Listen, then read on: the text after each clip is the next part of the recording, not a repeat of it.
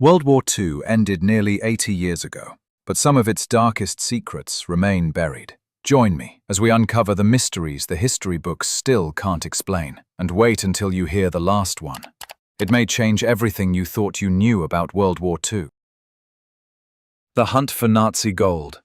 By 1945, Nazi Germany had looted staggering amounts of wealth from the countries it occupied.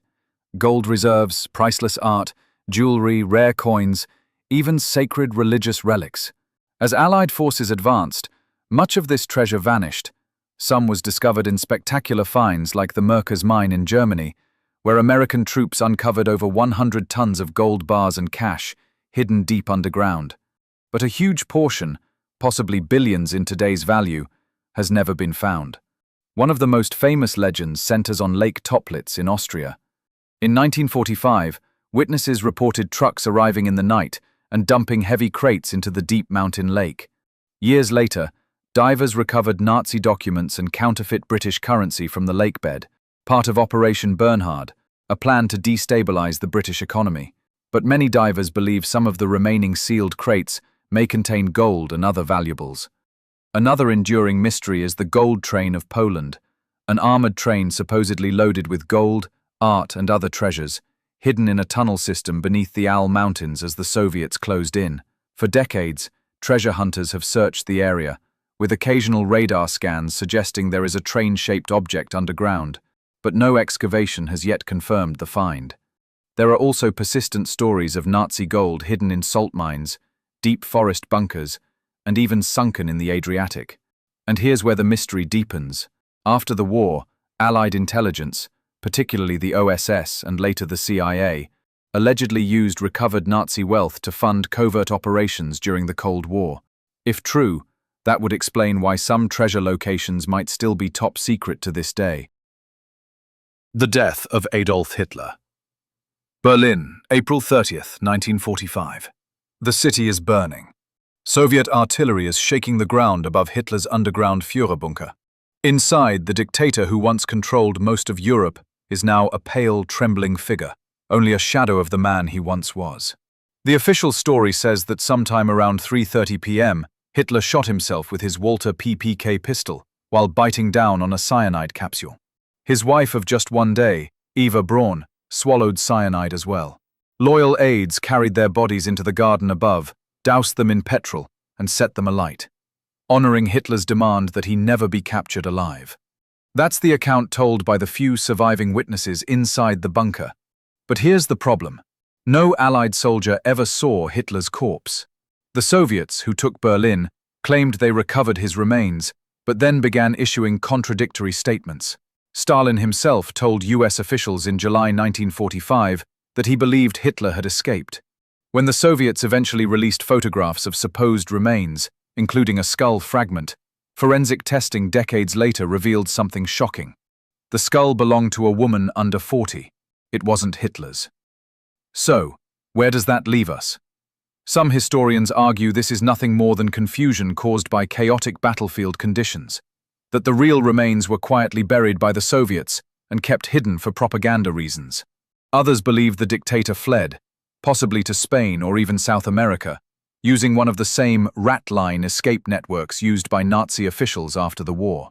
The FBI and CIA received dozens of credible-sounding reports in the late 1940s claiming Hitler had been seen in Argentina or Brazil. None were proven, but many remain tantalizingly detailed. To this day, the full Soviet files on Hitler's death remain classified. And until every page is made public, the question of whether Hitler truly died in that Berlin bunker will never be fully settled. The Lost Amber Room. The Amber Room was unlike anything else in the world. An entire chamber of carved amber panels, gold leaf and mirrors, designed in the early 1700s and gifted to Russia by Prussia. Installed in the Catherine Palace near St. Petersburg, it was a dazzling symbol of imperial wealth. When the Germans invaded the Soviet Union in 1941, curators tried to dismantle it for safekeeping, but the amber had become brittle and fragile. Instead, they covered the walls with wallpaper, hoping to hide it from the Nazis. It didn't work. The Amber Room was dismantled in just 36 hours by German soldiers and shipped to Königsberg, where it was displayed in the city's castle museum, and then it disappeared. In 1944, as the Allies bombed the city, museum staff supposedly packed the Amber Room into crates for safekeeping. Some witnesses say it was loaded onto a ship, the Wilhelm Gustloff or Karlsruhe, which was later sunk by Soviet submarines.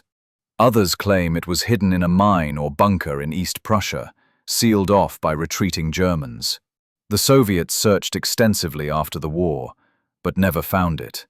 In the decades since, treasure hunters have claimed to have leads, from abandoned tunnels in Poland to submerged wrecks in the Baltic, but no conclusive discovery has been made. Adding to the intrigue, several people who claimed to know the Amber Room's location died under mysterious circumstances, from sudden illnesses to accidents, fueling conspiracy theories that someone is keeping its location secret. Today, a stunning replica stands in the Catherine Palace, completed in 2003. But the real Amber Room, if it still exists, remains one of the greatest lost treasures in history. The Flight of Rudolf Hess. On the evening of May 10, 1941, Rudolf Hess, Hitler's deputy and one of the most powerful men in Nazi Germany, climbed into a Messerschmitt Bf 110 fighter and took off from Augsburg. He flew alone, without an escort, heading northwest over occupied Europe and the North Sea. Hours later, he crossed into British airspace. Near Glasgow, Scotland, Hess bailed out, parachuting into a field. A local farmer and the Home Guard captured him, and he calmly announced that he was Rudolf Hess, here on a mission of peace. According to Hess, he had come to negotiate directly with the Duke of Hamilton, whom he believed could broker an end to the war between Britain and Germany. The British government, stunned, immediately imprisoned him. Churchill himself dismissed the mission as a bizarre act by a deluded man. Hitler, upon hearing of Hess's capture, denounced him as insane and stripped him of his titles, but questions remain. Was Hess truly acting alone, driven by his own obsession with astrology and a misguided belief that Britain would ally with Germany against the Soviet Union? Or was he sent on a secret mission, approved by at least part of the Nazi leadership? Some historians point to the fact that Britain kept Hess imprisoned for the rest of the war, then held him in Spandau prison for 46 years, the longest any Nazi official was held alive. Why keep him so long, unless he knew something dangerous? Adding to the mystery, many British government files on the Hess flight remain classified, with some not scheduled for release until the mid-21st century. There are even theories that the man imprisoned after the war wasn't Hess at all, but a double, placed there to conceal the truth about what happened that night in 1941. If you like this video, make sure to subscribe, like and ring the notification bell.